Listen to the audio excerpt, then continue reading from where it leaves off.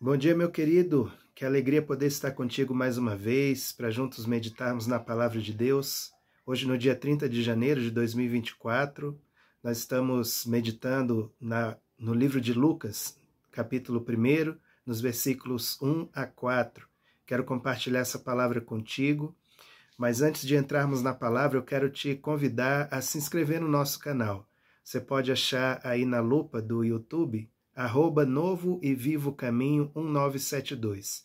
Se inscreva no canal, ative o seu sininho e passe a receber todo o conteúdo que nós estamos postando aqui de meditações bíblicas de 2 em 2 semanas na Palavra de Deus. E hoje, como eu falei, nós vamos meditar no Evangelho de Lucas, capítulo 1, versículos 1 a 4. Lucas é o único autor não judeu da Bíblia, né? Ele escreveu 2 livros do Novo Testamento, que foi o seu Evangelho e o livro de Atos. E esses 2 livros, eles correspondem a cerca de 25% do conteúdo do Novo Testamento. Então veja que privilégio Deus deu a Lucas, inspirando ele para escrever esses 2 livros tão abençoados para a nossa vida. Eu quero compartilhar um pouco sobre o estilo que Lucas escreveu esses livros e como isso pode nos ajudar a gerar um conhecimento que gera fé, né? Então, o tema de hoje é refletir sobre isso, o conhecimento que gera fé. E nós vamos aprender com Lucas alguns princípios bem interessantes para gerarmos esse conhecimento que produz fé em nosso coração. Então, Lucas capítulo 1, versículos 1 a 4, né? Lucas escreveu esse livro, ele dedica tanto o Evangelho como o livro de Atos a um cristão, a um discípulo desconhecido chamado Teófilo. Teófilo. Teófilo é uma palavra grega que junta 2 outras palavras. Theos, que significa Deus, e Philos, que significa amigo. Então, numa tradução livre, Teófilo é o amigo de Deus.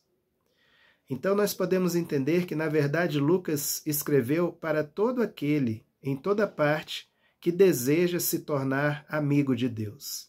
Então, para todos nós que somos teófilos, amigos de Deus, que queremos entender quem é o Senhor e a obra que Ele faz, o Evangelho de Lucas foi escrito para nós, o livro de Atos foi escrito para nós.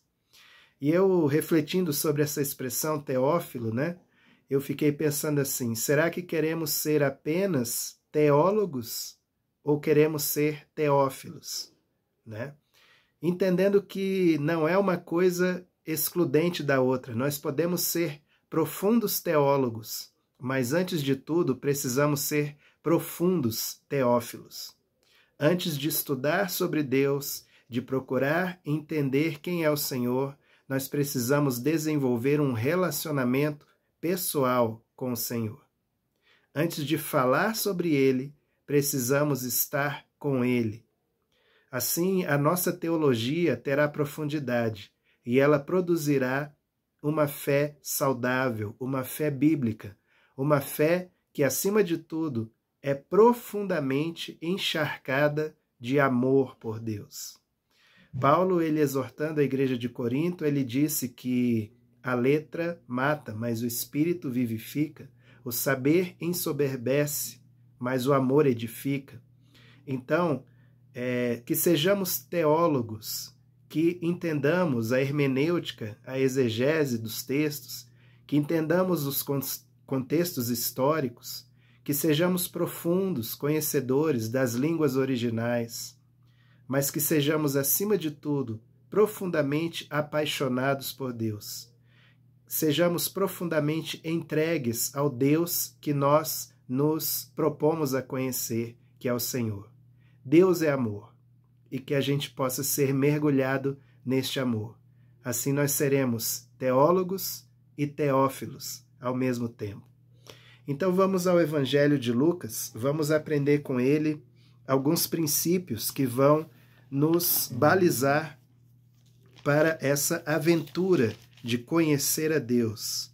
né? Eu quero ler aqui Lucas, capítulo 1, versículos 1 a 4, que diz assim: visto que muitos houve que empreenderam uma narração coordenada dos fatos que entre nós se realizaram, conforme nos transmitiram os que desde o princípio foram deles testemunhas oculares e ministros da palavra, igualmente a mim me pareceu bem, depois de acurada investigação de tudo, desde sua origem, dar-te por escrito, excelentíssimo Teófilo, uma exposição em ordem, para que tenhas plena certeza das verdades em que foste instruído.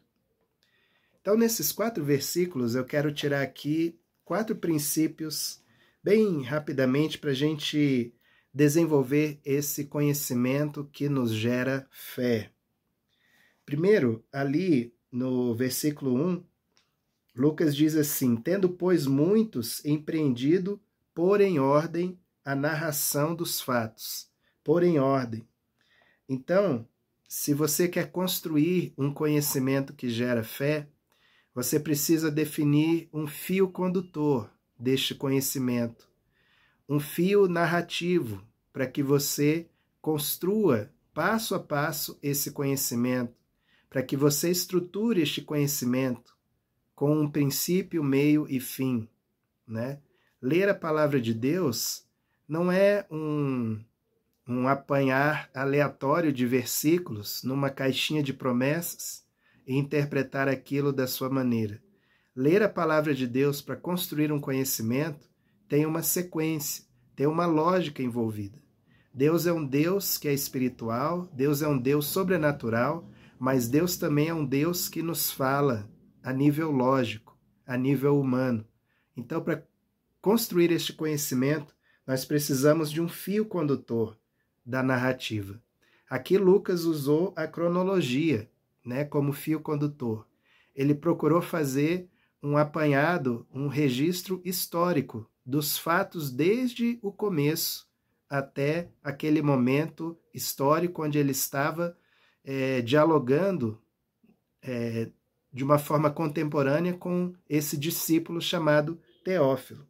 Então, Lucas pegou a linha do tempo, né, a linha cronológica para fazer a sua explanação. A mesma coisa se você é um autor, né? Se você desenvolve textos, se você constrói conhecimento para repassar a outros, né?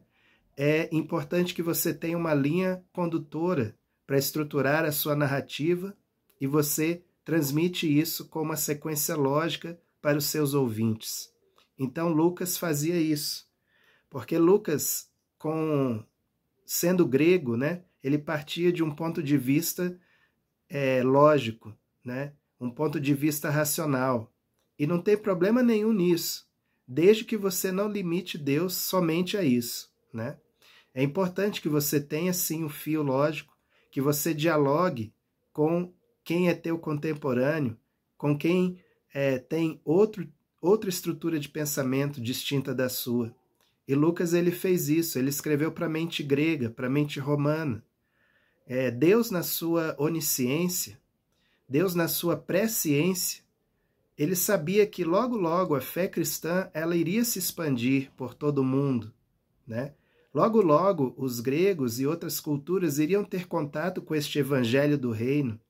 Então Deus, na sua presciência, ele levantou Lucas para empreender essa narrativa coordenada dos fatos que falava à mente e ao coração do homem não judeu, né? Do homem gentio, com outra estrutura de pensamento. E, por que não dizer, nós, mundo ocidental, somos herdeiros dessa mesma estrutura de pensamento. Não tem problema nenhum nisso, né? Como eu falei, desde que você não limite Deus somente à forma de entendimento ocidental, né? Mas usemos essa maneira lógica, né? Esse raciocínio para entender quem é o Senhor e para amarmos ainda mais ao nosso Deus. Lucas fez isso. Ele elegeu um fio condutor, um ponto de partida para a sua narrativa. E ele percorreu esse caminho, desde o ponto de partida até o ponto de chegada, que foi a revelação do Filho, né? Se você for ler os 2 primeiros capítulos de Lucas, é a narrativa mais completa de todos os fatos e acontecimentos e cumprimentos de profecias do Antigo Testamento relacionados à chegada de Jesus, à vinda de Jesus, né? Então, Lucas, ele embasa profundamente essa convicção na vida de Teófilo, de que Jesus, o filho de Maria e de José, era realmente o Cristo prometido nas Escrituras. Então, esse foi o objetivo, pôr em ordem a narração. Coloque em ordem a sua narração. Coloque em ordem o seu conhecimento. E aí você vai ter um firme fundamento para esta fé cristã. O segundo ponto que Lucas colocou aqui, ainda nos versículos 1, pedaço do 2, uma narrativa dos fatos que entre nós se cumpriram, segundo nos transmitiram os mesmos que os presenciaram desde o princípio e foram ministros da palavra. Então, Lucas fez o que na pesquisa científica a gente chama de buscar as fontes primárias, né? Ele não procurou uma narrativa de quem não estava lá vendo, de quem ouviu falar de Cristo. Ele foi na fonte primária, a testemunha ocular, quem presenciou os fatos, na verdade. Então, isso demonstra um esforço de pesquisa. Ele foi atrás, até achar essas fontes.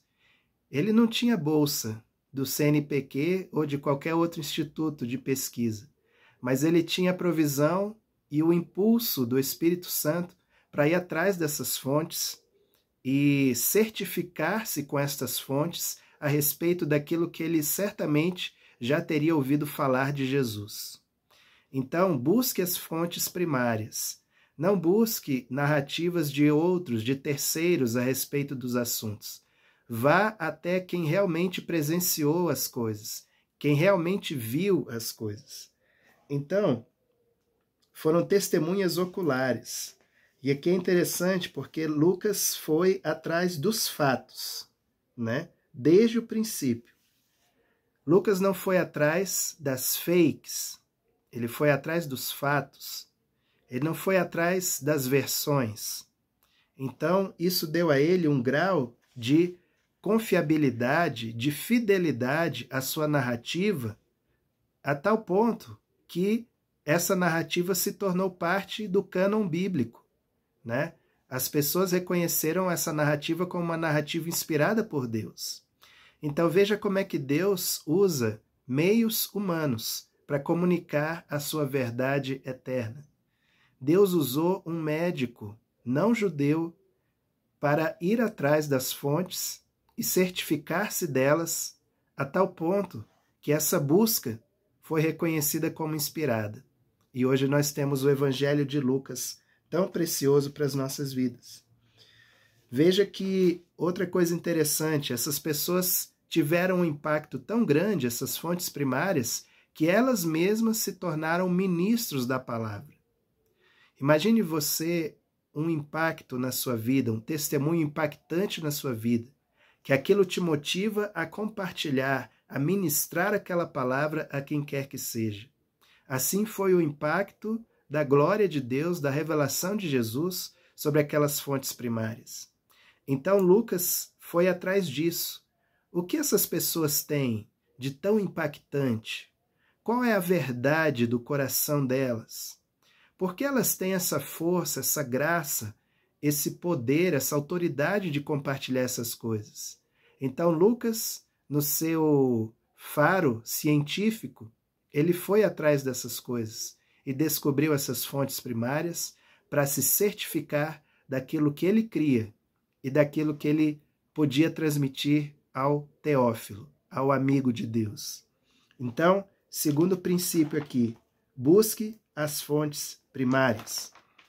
Terceiro princípio, está lá em Lucas capítulo 1, versículo 3. Ele disse assim: pareceu-me também a mim conveniente descrevê-los, descrever o quê? Os fatos, né? A ti, ó excelentíssimo Teófilo, por sua ordem, havendo-me já informado minuciosamente de tudo, desde o princípio.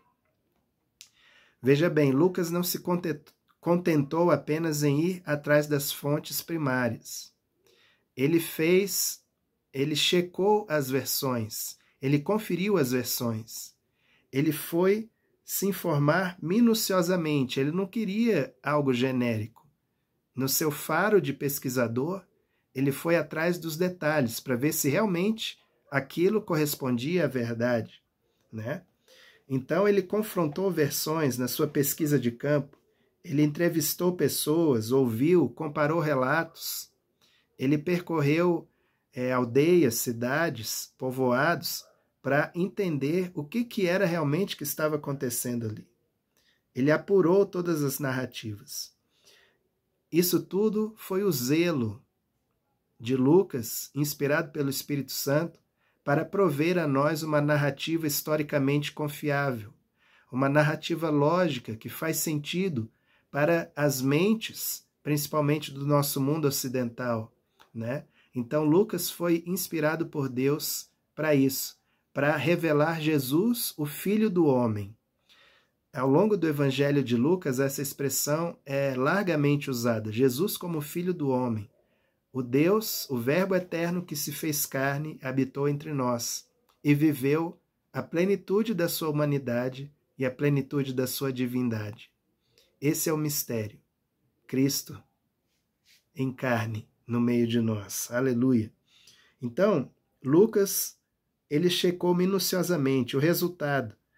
O seu texto, ele traz uma riqueza de detalhes, de pessoas, de fatos, de situações que os outros evangelhos não trazem essa riqueza toda. Algumas passagens estão exclusivamente no seu evangelho, e mesmo aquelas que estão nos outros evangelhos, principalmente de Mateus e Marcos, no evangelho de Lucas elas vêm bem mais detalhadas, bem mais contextualizadas, até porque, como ele estava escrevendo para leitores não judeus, algumas coisas ele precisava detalhar para que ficasse claro para aqueles que não eram familiarizados com os costumes judaicos. Isso tudo para trazer a Teófilo essa forte convicção daquilo que ele estava sendo instruído e ensinado a respeito de Jesus. Então, terceiro ponto, né? Verifique minuciosamente as coisas. Não aceite qualquer doutrina. Como disse 1 João, lá na carta, João, né, escreveu isso na sua primeira carta, dizendo: amados, não deis crédito a qualquer espírito, né, porque muitos anticristos têm saído pelo mundo afora. Irmãos, nós estamos num tempo muito complicado, né? Aliás, a Bíblia diz que os últimos dias seriam tempos trabalhosos, e os últimos dias começaram desde que Jesus voltou aos céus, ali 10 dias antes do Pentecostes, e serão concluídos quando Jesus retornar. Esse período todo da história são períodos complicados, onde o erro e o acerto convivem lado a lado, muitas vezes dentro da mesma congregação, dentro do mesmo contexto social, econômico, religioso, e nós precisamos de discernimento, né? Precisamos de discernimento. Então, como é que você fortalece essa fé? Como é que esse seu conhecimento gera fé? Porque você vai checar as fontes, né? Você vai entender os detalhes. Isso traz luz, revelação, graça de Deus e firma a tua fé por meio dessas questões, né? Então, para que você tenha plena certeza das coisas. E o quarto princípio, né? O objetivo para o qual nós estruturamos o conhecimento. Lucas 1,4 diz: para que tenhas plena certeza, para que você conheça a certeza das coisas de que já estás informado, né? Então, se você é um autor, se você é um escritor, se você é um pregador, tão importante quanto o seu ponto de partida é o seu ponto de chegada. Aonde você quer chegar com a tua narrativa? Aonde você quer chegar com o teu ensino, né? É importante perceber isso. E é importante para você que ouve também entender para onde essas narrativas estão te levando. As narrativas confiáveis, elas levam para o senhorio de Cristo, para o governo de Cristo. Tudo aquilo que te desvia do governo de Cristo, tudo aquilo que te desvia da submissão plena ao cabeça, que é Cristo, é uma narrativa enganosa, é uma narrativa maligna, ruim. Tudo aquilo que nega o governo de Deus sobre a tua vida é ruim, é uma teologia ruim. Tudo aquilo que mostra que você é suficiente em si mesmo, que você se basta, ou que Deus está a serviço dos teus interesses, dos teus propósitos, é uma teologia ruim. Mas a teologia boa, a teologia que constrói fé e que constrói amor a Deus, é aquela teologia que nos mostra Deus como Senhor soberano, como aquele que governa todas as coisas na nossa vida, como aquele que nos amou incondicionalmente, sim, e que por isso mesmo Ele quer que nós sejamos santos, como Ele é santo. Ele quer nos santificar e fazer de nós morada do seu Espírito Santo. Cristo em vós é a esperança da glória. Então, onde você quer chegar com a sua narrativa, né? Para que tenhas plena certeza das coisas que você já está informado. Conhecer a certeza da verdade é algo que nos liberta. Conhecer essa certeza é algo que nos liberta. Então, se você é um teófilo, se você é alguém que ama o Senhor, que quer sempre crescer na presença de Deus, saiba disso. Recapitulando aqui. Tenha um fio condutor para construir o seu conhecimento, né? Tenha um fio narrativo, né? Segundo ponto, busque as fontes primárias, busque fontes confiáveis. Hoje a internet está cheia de fontes aí, de todo jeito, boas, ruins, né? Então busque fontes confiáveis. Desconfie de doutrinas que são exclusivas demais, de um grupo religioso A, B ou C apenas. Tem uma grande tendência disso ser um desvio da verdade. Então, doutrinas exclusivas demais, grupos ou líderes ou congregações que se colocam como a única referência da revelação bíblica, isso é perigoso. Desconfie disso, mas busque a serenidade da palavra de Deus e do senhorio de Cristo sobre a tua vida, né? Busque essa comunhão com o cabeça, que é Cristo, né? Retendo o cabeça e que você esteja submisso ao cabeça. Então, havendo informado minuciosamente de tudo desde o princípio, cheque as fontes, né? Terceiro ponto. E quarto, chegue à plena certeza da verdade, daquilo que você está sendo instruído, né? Assim, a gente constrói um conhecimento que gera fé, um conhecimento que gera amor a Deus. Não um conhecimento que gera comparações sua com quem quer que seja, comparações do seu grupo religioso com outros grupos. Esse não é o amor de Deus. Essa não é a fé genuína do Senhor. Mas que você construa esse conhecimento e se torne cada vez mais um amigo de Deus. Amém, querido? Eu quero compartilhar contigo uma canção que Deus me deu há quase 2 anos atrás, a partir de uma reflexão na palavra de Deus. No Salmo 119, salmo que exalta a excelência da palavra de Deus, e essa canção se derramou sobre o meu coração, meditando nesse Salmo 119. Em especial num versículo que diz assim, versículo 165 do Salmo 119, que diz: muita paz têm os que amam a tua lei. Para eles não há tropeço. Aleluia. Que seja essa a tua convicção. Vamos adorar ao Senhor.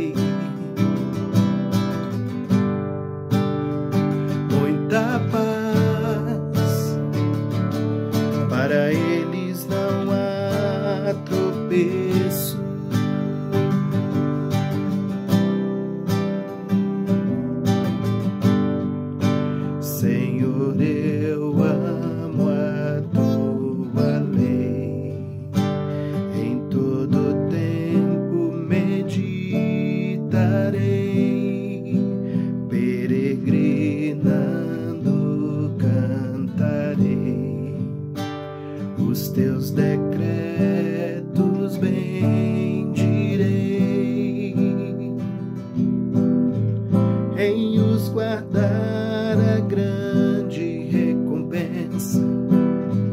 Livre estou de toda ofensa, pois tua palavra me purificou.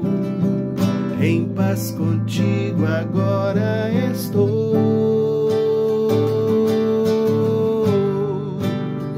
Muita paz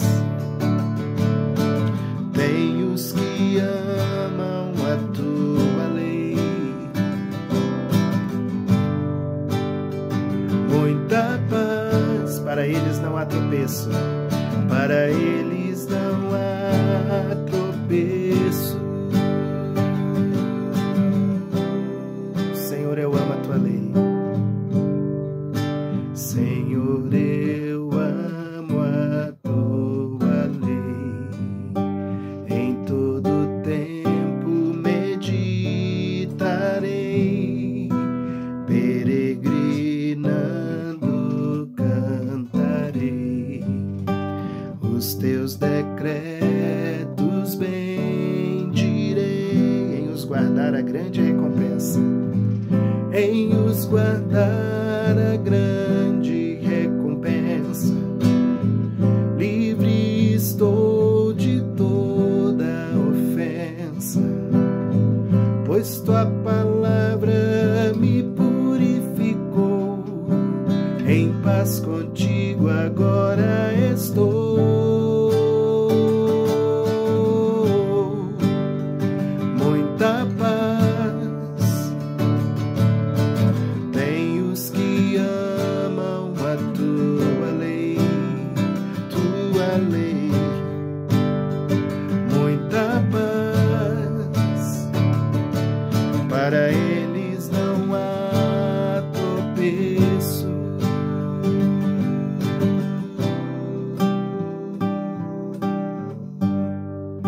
Senhor, eu amo a tua lei. Amém, querido. Glória a Deus. Que assim seja a tua vida. Uma vida de muita paz.